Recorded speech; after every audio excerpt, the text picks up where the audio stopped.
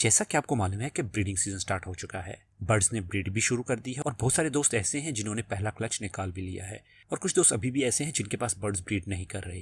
मगर आज मैं आपको 10 ऐसी बातें बताने वाला हूं जिनके ऊपर अगर आप अमल करते हैं तो आपका प्रॉफिट ज्यादा से ज्यादा हो सकता है, आप ज्यादा मुनाफा कमा सकते हैं और दूसरा ये कि आपके बर्ड्स की अच्छे से केयर भी हो सकती है। अस्सलाम वालेकुम दोस्तों, मैं हूं बॉबी और आप देख रहे हैं बर्ड्स लवर। तो चलें वक्त ज़ाया किए बगैर चलते हैं अपनी वीडियो की तरफ। मैं आज की वीडियो में 10 ऐसे पॉइंट आपको बताने वाला हूं जिस पे अमल अगर आप करते हैं तो आपको ज़्यादा से ज़्यादा फायदा होगा। जो नंबर 1 पे चीज़ आती है वो है फोस्टर। हमें चाहिए कि हम अपने बर्ड्स का ज़्यादा से ज़्यादा फोस्टरिंग करवाएं। अगर हम अपने बर्ड से फोस्टरिंग करवाते हैं तो इससे हमारा मुनाफा डबल हो सकता है, बल्कि डबल से भी काफ़ी ज़्यादा हो सकता है। इसके बारे में ऑलरेडी तफसील वीडियो बनी हुई है, मगर यहाँ पे मैं आपको बताता चलूँ कि अगर हमारे पास मेल हो तो उन मेल्स को हम लोगों ने ज़्यादा इस्तेमाल करना है और उनके साथ हम लोग फीमेल्स को रिप्लेस कर सकते हैं, जिससे हमारे बर्ड्स मुख्तलिफ किस्म की म्यूटेशन भी प्रोड्यूस करेंगे। और इसके साथ साथ एक चीज़ ये भी होगी कि हमारे पास जो प्रोडक्शन होगी वो काफ़ी ज़्यादा हो जाएगी। यानी कि अगर आपके बर्ड्स नॉर्मली 3 महीने के अंदर एक क्लच देते हैं तो इस तरीके से आपके बर्ड्स 1 महीने के अंदर ही एक क्लच दे देंगे। और फोस्टर के लिए आपने सेपरेट से पेयर रखने हैं जो कि आपके बर्ड्स की हैचिंग और फीडिंग करवाएंगे। बाकी हर किसी के फेवरेट बर्ड्स होते हैं, आपका फेवरेट बर्ड कौन सा है मुझे कमेंट्स बॉक्स में ज़रूर बताएं। जो सेकंड चीज़ है वो ये है कि आपने तो बर्ड से ब्रीड ले ली, उनके बच्चे भी निकल आए, मगर आपने भी अपने बर्ड्स को ऐसा क्या देना है कि आपके बर्ड्स जो हैं जल्दी से जल्दी अपने बच्चों को बड़ा करें और उन्हें उनको खिलाने में और पिलाने में आसानी भी हो। तो उसके लिए जो सबसे अच्छी चीज़ है जिसके अंदर मुख्तलिफ किस्म के प्रोटीन, विटामिन और काफ़ी चीज़ें होती हैं वो है एग फूड।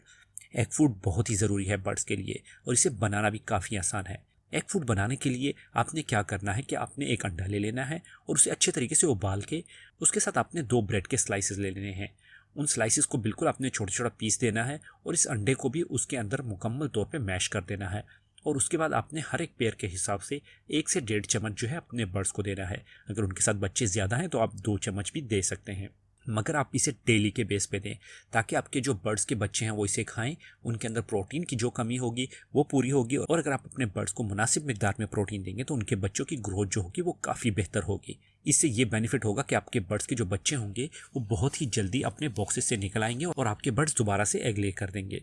जो तीसरी चीज़ है वो भी बर्ड्स के बच्चों के मुतालिक ही है। जब आपके पास बर्ड्स के बच्चे होते हैं तो आपने देखा होगा कि बर्ड्स के जो बच्चे होते हैं वो ज़्यादा अच्छे तरीके से कभी कभार फीड नहीं लेते हैं या तो उनकी खुराक हजम नहीं होती। इसलिए आपने ये करना है कि आपने वीक में कम से कम 1 मरतबा या 2 मरतबा भी आप दे सकते हैं ग्रेप्स वाटर आपने ले लेना है जो कि बच्चों के लिए इस्तेमाल होता है।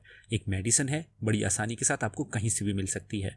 1 लीटर के अंदर आप 5 ml मिक्स करके अपने तमाम बर्ड्स को दे सकते हैं और ख़ासतौर पर वो बर्ड जिनके साथ बच्चे हों ताकि उनका हाजमा दुरुस्त रहे और उनकी नशो नुमा जो है वो अच्छे तरीके से हो सके। जो चौथे नंबर पे चीज़ है वो ये है कि अगर आपने अपने बर्ड्स को सेपरेट केजेस के अंदर रखना है तो उसके साथ साथ आपको फ्लाइंग केजेस की भी ज़रूरत होगी। बेशक वो काफ़ी बड़ा ना हो मगर एक छोटा केज जो है आपके पास इतना ज़रूर होना चाहिए जिसमें बर्ड्स अच्छे तरीके से फ्लाइंग कर सके। आपने फ्लाइंग केज ज़रूर बनाना है। उसका ये बेनिफिट होता है कि जब बच्चे निकल आते हैं तो आप उनको उसके अंदर छोड़ सकते हैं। दूसरा ये होता है कि जब कभी भी आप फोस्टर करके जो फीमेल एक्स्ट्रा हो जाती हैं जिनसे आपने ऑलरेडी एग ले लिए होते हैं उन्हें आपने फ्लाइंग केज के अंदर ज़रूर छोड़ना है। उसका रीज़न यह है कि जो फीमेल होती है एक तो डाइट अच्छी तरीके से खाए, वो उसके अंदर फ्लाइंग कर सके, उसकी एक्सरसाइज हो और उसके अंदर जितने भी प्रोटीन और विटामिन की कमियाँ आई होती हैं एग ले करने की वजह से वो पूरी हो सके। अगर आप अफोर्ड कर सकते हैं और आपके पास जगह भी है तो आप 2 फ्लाइंग केजेस भी बना सकते हैं जहाँ पे आप बच्चों को और बड़े बर्ड्स को अलग कर सकते हैं। इसके अलावा जब ब्रीडिंग सीजन ऑफ होता है तो उन्हीं फ्लाइंग केजेस के अंदर आपने मेल और फीमेल को अलग करके रखना होता है, उससे भी आप बाद में इस्तेमाल कर सकते हैं। जो हमारे पास 5वां पॉइंट है वो है रिंग का। आपने रिंग पहले से ही बनवा के रखने होंगे। जैसा कि ब्रीडिंग सीजन से पहले मैं आपको इस चीज़ के बारे में वीडियो बना के दे चुका हूँ कि आप अपने बर्ड्स के लिए ज़रूर रिंग बनवाएं और वो रिंग बनवाएं जो कि क्लोज रिंग होते हैं। क्लोज रिंग से मुराद ऐसे रिंग होते हैं जिनका साइज़ छोटा होता है और जब बच्चे 10 दिन के होते हैं तो तब हम उन्हें वो रिंग पहनाते हैं। रिंग पहनाने के काफ़ी फ़ायदे होते हैं। एक तो इससे ये होगा कि आपकी एक शनाख्त होगी जिससे पता लगेगा कि ये बर्ड्स आपके केज का है और इसके अलावा और भी कई किस्म के फ़ायदे होते हैं। रिंग के बारे में तफसील वीडियो ऑलरेडी मेरे चैनल के ऊपर अवेलेबल भी है। अगर आपने वो वीडियो अभी तक नहीं देखी तो उस वीडियो को आप ज़रूर देखें। जो नेक्स्ट चीज़ है वो ये है कि जैसा कि आपको मालूम है कि मौसम अभी तब्दील हो रहा है, सर्दियाँ शुरू हो रही हैं और गर्मियाँ जाने वाली हैं। बाज़ इलाकों में अभी भी मौसम गर्म है मगर बाज़ इलाके ऐसे हैं जहाँ पे दिन को तो गर्मी होती है मगर रात को वहाँ पे अच्छी खासी सर्दी भी पड़ती है। इसलिए अगर आपके बर्ड्स इंडोर हैं या आउटडोर हैं आपने रात को ध्यान देना है कि आपके बर्ड्स सर्दी की वजह से ना मर सकें। अक्सर औकात बच्चों की डेथ जो होती है वो सर्दी की वजह से होती है, और स्पेशली जो आउटडोर बर्ड्स होते हैं उनके केज के अंदर डायरेक्टली हवा लगती है, जिसकी वजह से बर्ड्स की डेथ हो सकती है। तो जहाँ पे सर्दी है और आजकल हवाओं का मौसम भी है, तो अगर आपका केज आउटडोर है तो आप ज़रूर प्लास्टिक की शीटें लगवाना शुरू कर दें। रात के वक्त आपने प्लास्टिक की शीट ज़रूर नीचे करनी है, ताकि आपके बर्ड्स के केज के अंदर डायरेक्टली हवा ना लग सके और आपके बर्ड्स के बच्चों की डेथ ना हो सके। मगर एक चीज़ ध्यान में रखें कि अभी आप लोगों ने हीटर का इस्तेमाल नहीं करना, क्योंकि उससे ह्यूमिडिटी जो है वो काफ़ी कम हो जाती है और आपके बर्ड्स के केज के अंदर डेड इन शेल का इशू बहुत ज़्यादा आ सकता है, यानी कि अंडों के अंदर ही बच्चों का मर जाना। इसलिए अभी आप थोड़ा बहुत एहतियात कर सकते हैं। जो हमारे पास सातवीं चीज़ है वो है सफाई की। सफाई ख्वाह कुछ भी हो आपने ज़रूर करनी है। अगर आपके बर्ड्स के साथ बच्चे हों या ना हो तब भी आपने करनी है। मगर यहाँ पे मैं जिस सफाई की बात कर रहा हूँ वो है बॉक्सेस की सफाई। जब कभी भी आप एक बर्ड से क्लच ले लेते हैं और उनमें से बच्चे निकल आते हैं, तो उन बॉक्सेस को आपने अच्छे तरीके से साफ़ कर लेना है। उन्हें आपने धूप लगवानी है, उसके अंदर आपने कोपेक्स का पाउडर डाल देना है, और उसके बाद आप लोगों ने उसके अंदर जो भी नेस्टिंग मटेरियल आप थोड़ा बहुत रखना चाहते हैं तो वो रख लें। इसके अलावा जब आपके बर्ड्स दोबारा से ब्रीड पे रेडी हो जाएं तो आप दोबारा उन्हें बॉक्स लगा सकते हैं, या फिर आप उनका बॉक्स रिप्लेस करवा सकते हैं। इससे ये होगा कि आपके जो बर्ड्स के बच्चे होंगे वो बॉक्स के अंदर उनकी डेथ नहीं होगी। अगर आप गंदे बॉक्स को ऐसे ही छोड़ देते हैं और दोबारा उनके अंदर बर्ड्स जो हैं वो एग ले कर दें, तो उससे काफ़ी किस्म के मसाइल आ सकते हैं, जैसे कि फ्रेंच मोल्ट हो गया, या इसके अलावा अर्ली स्टेज में डेड एंड शेल होता है, वो भी इसी वजह से आता है। तो इस चीज़ को भी आपने ध्यान में रखना है। इसके अलावा जब कभी भी आप क्लच ले लेते हैं तो मैं आपको ये कहूँगा कि कम से कम महीने के अंदर एक मरतबा अपने बर्ड्स के जो केज के अंदर स्टिक लगी होती हैं उन्हें भी अच्छी तरीके से साफ़ कर लें। उसका भी फ़ायदा ये है कि उसके ऊपर से भी जरासीम हट जाते हैं और आपके बर्ड्स का जो केज होगा वो मुकम्मल तौर पे डिसइंफेक्ट होगा। डिसइंफेक्ट करने के लिए आप ब्रोमोसेप का इस्तेमाल कर सकते हैं, या इसके अलावा और भी कई किस्म की मेडिसिन आती हैं जो आप पानी के अंदर मिक्स करके अपने बर्ड्स के केज के ऊपर स्प्रे कर सकते हैं, और अपने बर्ड्स की जो ट्रेस वगैरह होती हैं उसे भी आप इससे साफ़ कर सकते हैं। जो आठवीं चीज़ है हमारे पास वो है रिकॉर्ड कीपिंग। जैसा कि मैंने आपको बता दिया कि हम अपने बर्ड्स के बच्चों को रिंग पहनाते हैं।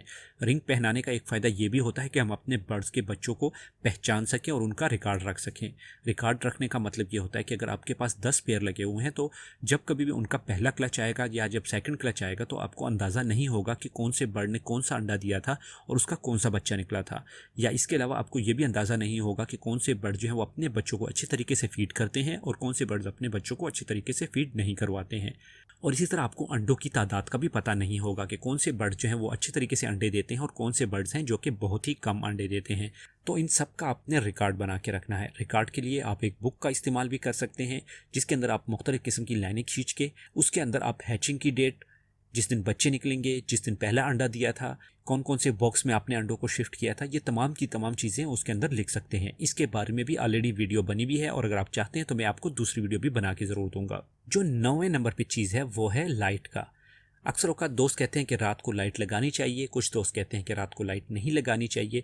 मगर यहाँ पे मैं आपको एक बात बताता चलूँ कि आपने ऐसा करना है कि अपने बर्ड्स को मोस्टली नेचुरल माहौल देना है। नेचुरल माहौल से मुराद ये है कि जब दिन की रोशनी होती है तो आपने अपने बर्ड्स के केज के अंदर रोशनी रखनी है, और जब अंधेरा हो जाता है तो आप कोशिश करें कि आपके बर्ड्स के केज के अंदर भी अंधेरा हो। मगर एक चीज़ आप ध्यान में रखें कि आपने ज़ीरो की लाइट ज़रूर इस्तेमाल करनी है। इसके काफ़ी फ़ायदे हैं, इसके ऊपर भी ऑलरेडी तफसील वीडियो बन चुकी है। अगर आप अपने बर्ड्स के केज के अंदर बड़ी लाइट को पूरी रात ऑन करके रखेंगे तो उसका नुकसान ये होगा कि आपके बर्ड जो हैं वो स्ट्रेस में आना शुरू हो जाएंगे, वो थके होंगे, और नेक्स्ट डे से आप देखेंगे कि उनकी जो आवाज़ वगैरह है वो भी कम हो जाएगी, और वो बिल्कुल फील ऐसे करेंगे जैसे कि वो काफ़ी थक चुके हैं, और वो अपने बच्चों को भी अच्छे तरीके से फीड नहीं करवाएंगे। इसलिए आप अपने बर्ड्स को ऐसी आदत दें कि ज़ीरो की लाइट पर वो एक्टिव भी रहें और रात को उसके अंदर सो भी सकें। ज़ीरो की लाइट के काफ़ी फ़ायदे होते हैं, जैसा कि मैं आपको बता चुका हूँ, इसके बारे में ऑलरेडी वीडियो बनी है। जो मेरी आखिरी और 10वां टिप है वो ये है, अगर आप बिज़नेस कर रहे हैं या फिर अगर आपने शौकिया रखे हैं तो अपने बर्ड्स का एक फ़ेसबुक पेज ज़रूर बनवाएं। इसका फ़ायदा ये होगा कि आप अपने बर्ड्स के जो पिक्चर्स होंगे उसके ऊपर शेयर करेंगे। जो कुछ भी आप उनको देते हैं उसकी वीडियो बना के आप उसके ऊपर ज़रूर शेयर करें, ताकि लोग उसे लाइक करें और आपका एक नाम पैदा हो। जब आपके पास अच्छे बर्ड्स होंगे, आपका नाम होगा, तो लोग आपसे आसानी के साथ बर्ड्स खरीद भी सकेंगे और लोगों को आपके बर्ड्स का एक अंदाज़ा भी होगा। नेक्स्ट वीडियो में मैं आपके साथ एक ऐसे बंदे की वीडियो शेयर करूंगा जिसके पास अच्छे खासे बर्ड्स थे मगर वो उसे सेल नहीं कर पा रहा था। तो उसके बारे में भी हम डिटेल वीडियो में बात करेंगे कि हम अगर बर्ड्स रखते भी हैं तो उसे सेल कैसे करना है और कैसे नुकसानात से हम बच सकते हैं। ये तो थी आज की हमारी वीडियो। उम्मीद करता हूँ कि आपको ये वीडियो अच्छी लगी होगी। अगर आपको ये वीडियो अच्छी लगी हो तो वीडियो को ज़रूर लाइक करें। व्हाट्सअप, फेसबुक, ट्विटर, इंस्टाग्राम और अपने सोशल मीडिया पर इसे ज़रूर शेयर करें। इसके अलावा मैंने एक नया चैनल बनाया है इंग्लिश में, जिसका नाम है बर्ड्स लवर इंग्लिश। तो मुझे सपोर्ट करने के लिए उस चैनल को भी आप ज़रूर लाइक करें, उसकी लिंक डिस्क्रिप्शन में मौजूद है। बाकी मिलते हैं अगली वीडियो में, तब तक के लिए अल्लाह हाफिज़।